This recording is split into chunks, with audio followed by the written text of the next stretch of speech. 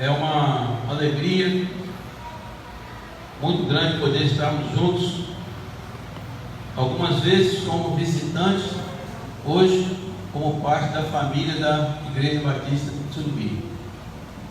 A alegria maior é podermos estar nas mãos do Senhor e sermos usados por Ele como ferramenta, como canal de bênção.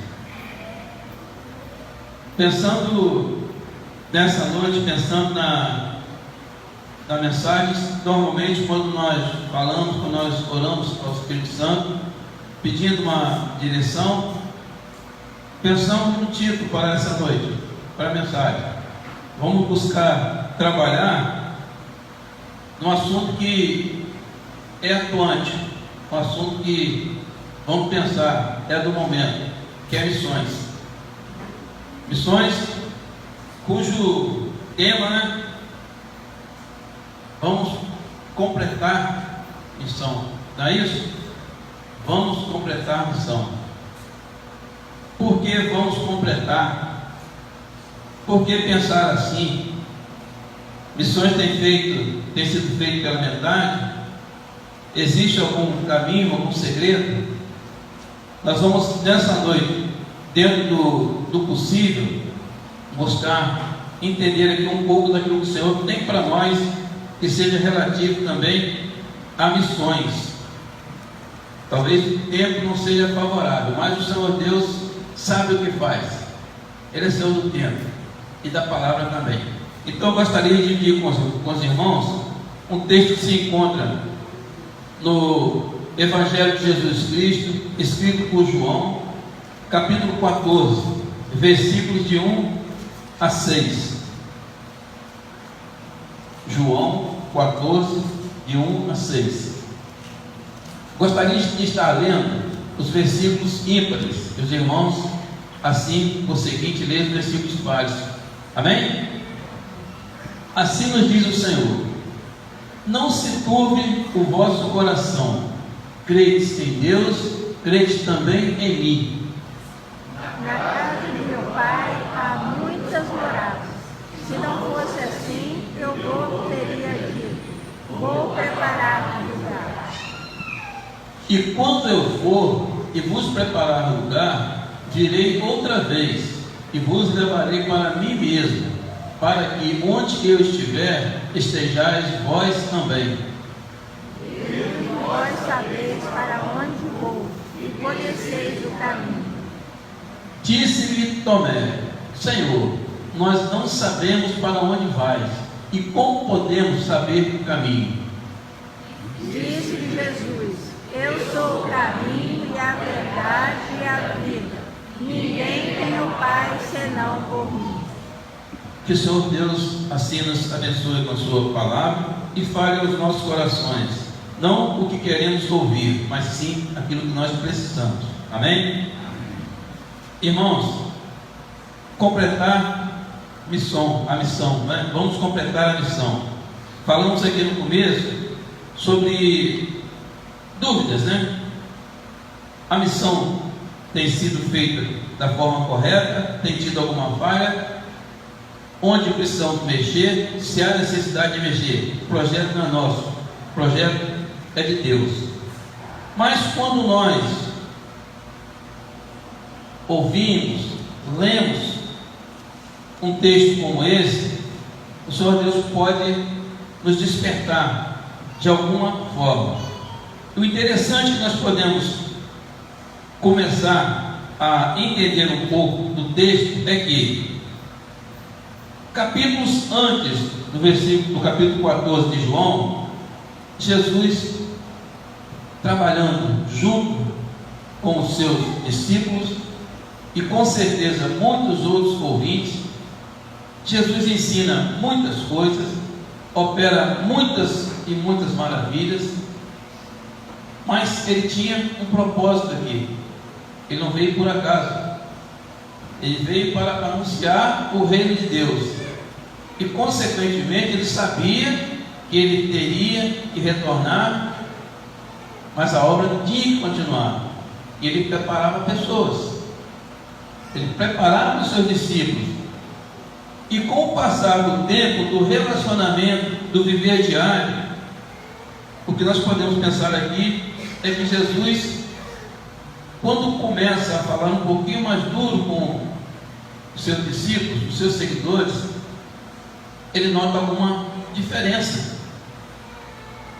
Diferença essa que Pedro chegou ao ponto de dizer que morreria pelo Senhor. Talvez o conhecimento dele não fosse suficiente para ele poder entender ou saber o que estava falando. E de certa forma, Jesus começa a notar alguma tristeza por parte daqueles que o seguiam. Então ele disse: não se turbe os vossos corações, crede em Deus, crede em mim também. Na casa do meu pai há muitas moradas. Na casa do meu pai há muitas moradas, ou seja, tem lugar para todos. Se não fosse assim, eu vos teria dito, vou vos preparar lugar, vou retornar e vou levá-los para junto de mim. E a partir dessa parte aqui, a partir do versículo 5, é que nós podemos nos aprofundar mais na mensagem e nos leva a uma meditação dentro do tema de missões. Por quê? Porque falando em seguir em frente, em preparar lugar, em voltar, ele também disse que os seus discípulos sabiam para onde ele ia. Só que Tomé, ele reage da seguinte forma: Senhor, não sabemos para onde vais e como saber o caminho. Então, amados, eu queria começar essa noite, essa mensagem, pensando com vocês da seguinte forma: fazer missão, evangelizar, ensinar. Primeiro passo, mostrar o caminho. Ensinar qual é o caminho. Porque Jesus disse que Ele é o caminho. E vamos nos perguntar a nós mesmos: o que nós temos pregado, o que nós temos anunciado, ensina, mostra qual é o caminho? Hoje pela manhã, aqui na nossa EBD, o pastor Fábio até começou falando alguma coisa. Eu falei: calma, pastor, para por aí. Falava sobre o caminho. Para por aí. Por quê? Porque nós aprendemos que missão se começa dentro de casa. Missão se começa na família. Na família. E aí o pastor Fábio falou, ensina o menino o caminho que deve andar. Então missão começa dentro da nossa casa. Missão começa se ensinando o caminho. Mas como ensinar o caminho? Como eu vou ensinar o caminho se eu não andar no caminho? E aí começa o problema de muitas famílias hoje. É aquela história de querer ver o filho cantar na igreja, querer ver o filho fazer peça na igreja, mas ele não participa da igreja. Quando vem, no dia que o filho vai se apresentar, e muito mal. Fora isso, a criança, o pequeno, está solto, está só. Existe uma necessidade muito grande de se começar missões fazendo como Jesus ensinou. Primeiro em Jerusalém, depois na Judéia, depois Samaria e depois alcançamos os confins da terra. Então o primeiro passo que podemos pensar aqui é ensinar o caminho. E ensinar o caminho é muito fácil. É muito fácil. Eu posso falar com o irmão Luciano. Não sei se ele conhece o sul, mas eu sei o caminho para o sul. Eu sei. Eu posso falar para ele: Luciano, o caminho é esse aqui. Você vai por aqui, por aqui, por aqui, e solta ele no carro e vai embora. Ele vai ter uma facilidade danada. Agora, se eu estiver do lado dele, do lado dele, vou estar acompanhando o caminho dele, vou estar orientando, ensinando. E se por um acaso, nesse caminho, ele achar que deve sair por um atalho, por um desvio qualquer, vou estar do lado dele. Não, meu irmão, o certo é aqui. Porque na nossa caminhada, para quem teve a oportunidade de ler o livro O Peregrino, na nossa caminhada tem muitas opções, muitos atalhos. E se nós não estivermos firmes no nosso caminho, no nosso propósito, nós poderemos aceitar as facilidades da vida e, de certa forma, sair do caminho que nos é determinado.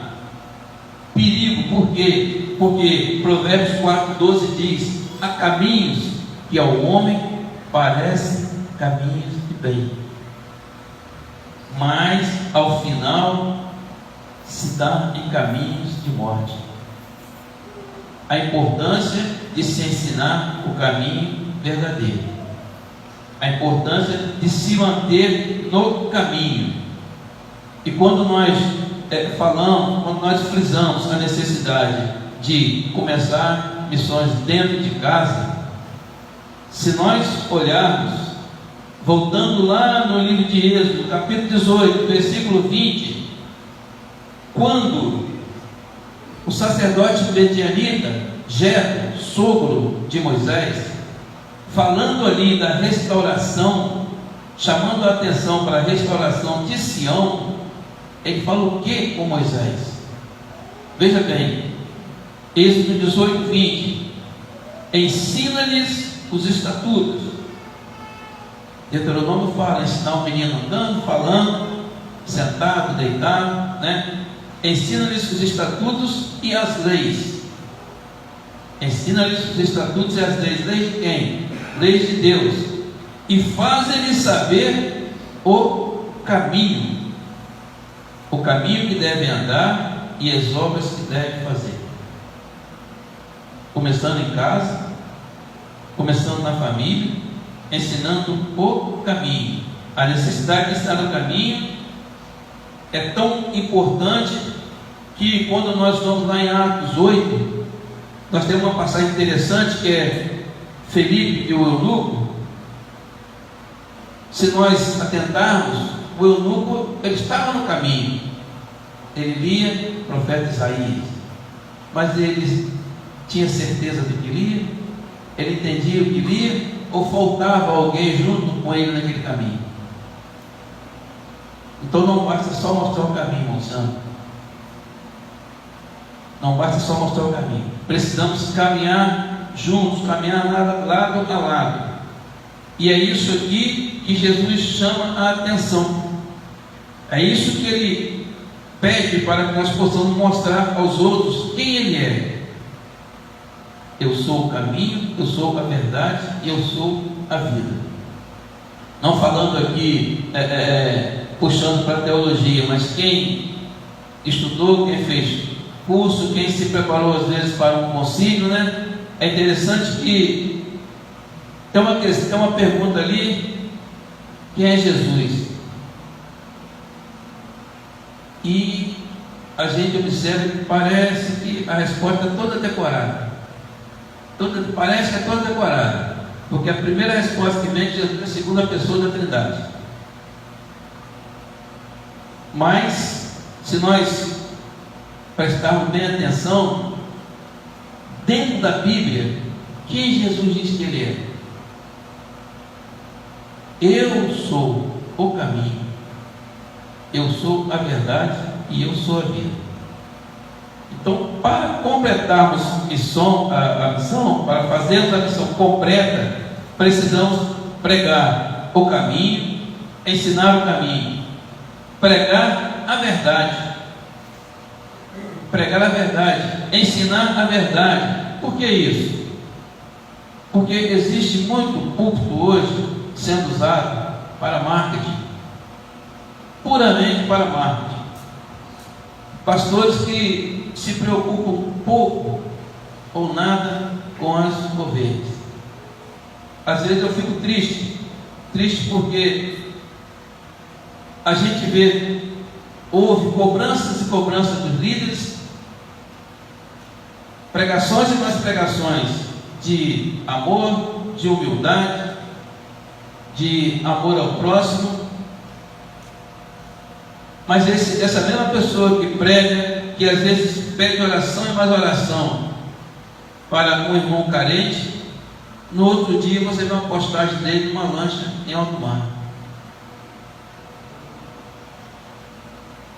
Não é que o líder ele não possa desfrutar dos prazeres da vida, ele tem esse direito, mas ele precisa ser verdadeiro no que prega,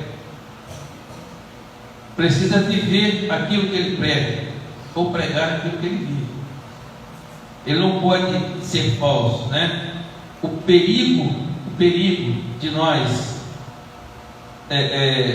não pregarmos a verdade pode nos levar para o evangelho vão, sem sentido, né? Quando nós vamos aqui, Zacarias capítulo 8, versículo 16, a palavra do Senhor diz: eis as coisas que deveis fazer, eis as coisas que deveis fazer, falai a verdade a cada um do seu próximo, executai juízo em vossa porta, segundo a verdade em favor da paz.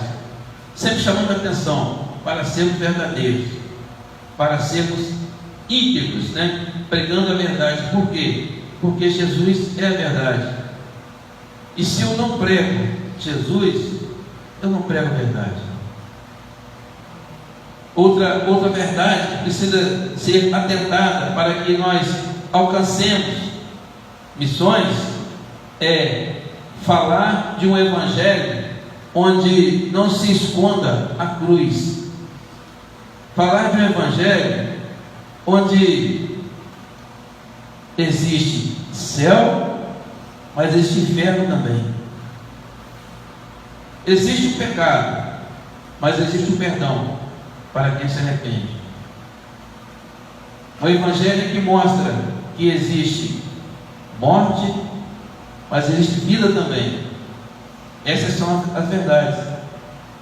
Porque o evangelho pregado sem apresentar a cruz de Cristo, mais uma vez, né, é um evangelho que é pregado em vão e sem trazer nenhum benefício, nenhuma solução para nós.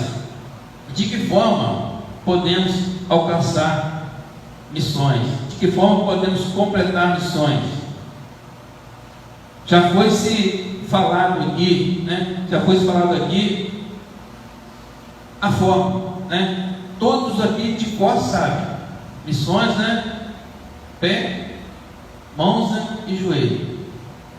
Pé, mãos e joelho. Porém, nós sabemos que enquanto não completarmos a missão, enquanto a missão não for completa, enquanto o evangelho não for pregado a toda criatura, Jesus Cristo não voltará. Porque aqui diz: depois que este evangelho completa a toda criatura, aí virá o fim. Mas como nós vamos conseguir fazer a vontade do Pai? Como vamos conseguir pregar o evangelho? Como vamos conseguir completar missões se nós não fizermos o trabalho da forma que Ele pede, da forma que Ele nos ensina? Essa é uma questão que precisamos pensar, né? E buscar trabalhar nela. Caminho, verdade e vida.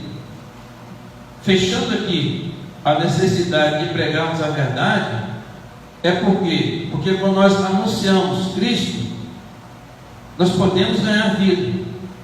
Conhecereis a verdade, e a verdade vos libertará. O mundo hoje já é maligno. O mundo está preso no pecado. E se eu não pregar a verdade, se nós não pregarmos a verdade, cada vez mais o mundo vai se tornar preso, amarrado. O terceiro ponto aqui, vida, caminho, verdade e vida. Vida por quê? Jesus diz: eu sou o caminho, eu sou a verdade, eu sou a vida. E surpreende Jesus quando no versículo 9, ele diz a Filipe, né? Há tanto tempo estou convosco e não me tens conhecido. Jesus chama a atenção por quê? Porque ele passou um tempo bom do lado daquele povo, ensinando, operando maravilhas, e as pessoas não observaram quem ele era. Então nós temos que ter uma vida, ou viver de forma em que a nossa vida faça diferença no lugar onde nós estivermos. A nossa vida precisa fazer diferença. Como eu disse antes aqui, não pregue evangelho de facilidade, não pregue evangelho de prosperidade, não pregue evangelho de moleza. É difícil entender deixar a sua cruz e tomar a minha cruz. É difícil, né? Tomar a cruz de Cristo e segui-lo.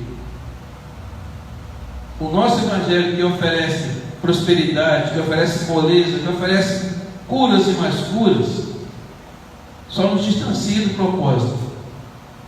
Cada vez mais vamos nos tornar distantes se nós pregarmos facilidade.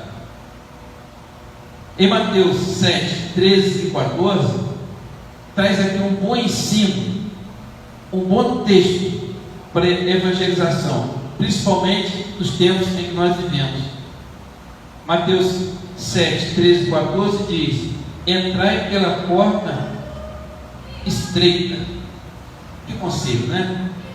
Entrai pela porta estreita, porque espaçoso é o caminho que conduz à perdição, e muitos são os que por ele entram. Então, quando nós falamos em pregar o evangelho na sua essência, ali, em tomar a cruz de Cristo, é fugir das facilidades.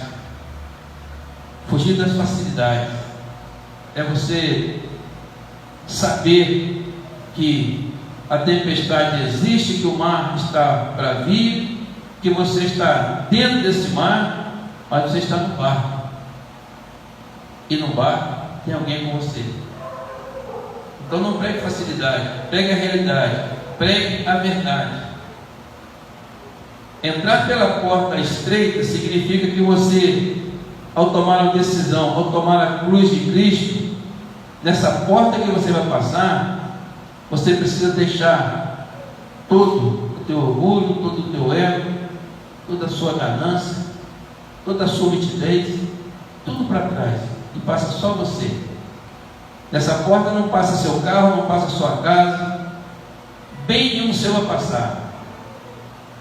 Mas você precisa fazer com que quem te ouve acredite que do outro lado dessa porta ela pode ter 10 vezes mais tudo aquilo que ela deixar de praticar. Ao passo que na porta larga, você vai levar tudo aquilo que você tem junto com você. A porta larga não te impede de levar a tua casa na praia, a tua fazenda, a sua poupança, não te impede. Mas te garanto uma coisa: do outro lado vai ser queimado tudo junto. E que vantagem tem isso? Então preguemos o evangelho na sua essência, anunciemos a palavra como deve ser anunciada, sem ter medo de falar, porque às vezes falando muitas pessoas até se sentem ofendidas, mas é importante anunciar a palavra, é importante pregar o evangelho verdadeiro e pensar numa coisa: se aquilo que você fala ofende alguém, se aquilo que você fala agride alguém, está fazendo efeito. Está fazendo efeito.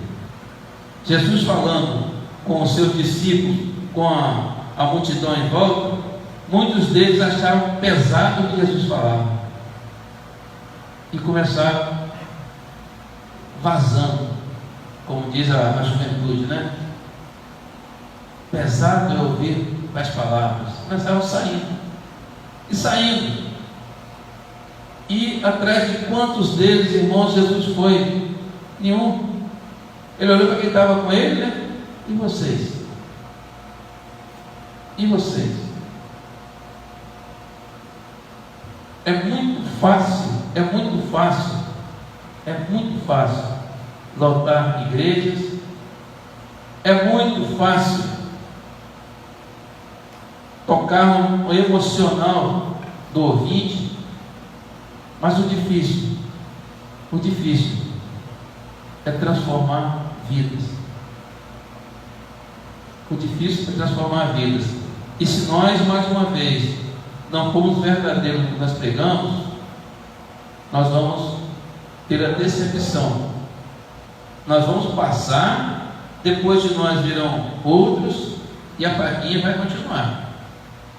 Vamos completar missões.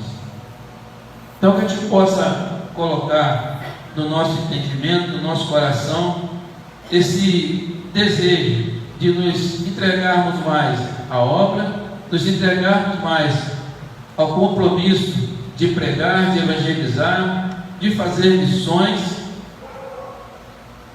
sabendo que existe uma norma, existe uma regra, porque lá em Atos 1:8, Jesus disse que era para serem testemunha, começando de Jerusalém, Judéia, Samaria e os da terra.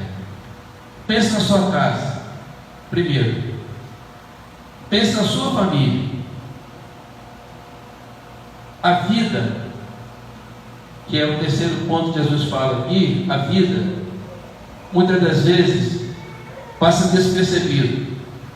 Todos os dias você pega a sua Bíblia, sai para a igreja com sua família, com seu filho, seu vizinho te observa. Você retorna e ele te observa. Mas como é a sua vida com a sua família? Você quer evangelizar o seu vizinho, mas a sua família está perdida. Então, possamos pensar nisso, possamos sentir esse desejo, essa vontade, esse compromisso, e que a gente possa buscar viver e pregar o Evangelho mais verdadeiro, mais na sua essência. Eu acredito que não tenha sido isso que você pensou em ouvir, mas eu te afirmo, é o que Deus tem para nós nessa noite. Ezequiel 3:4, o Senhor diz a ele: vá a Israel, vá à minha casa, vá às minhas ovelhas e pregue a minha palavra. E é interessante que ele diz: o profeta não precisava temer nada, porque eles falavam a língua dele. E eu acredito que aqui nessa noite não tem ninguém que fale outra língua diferente da minha, e por isso eu acredito que a palavra foi completada. Amém, irmãos? Pastor?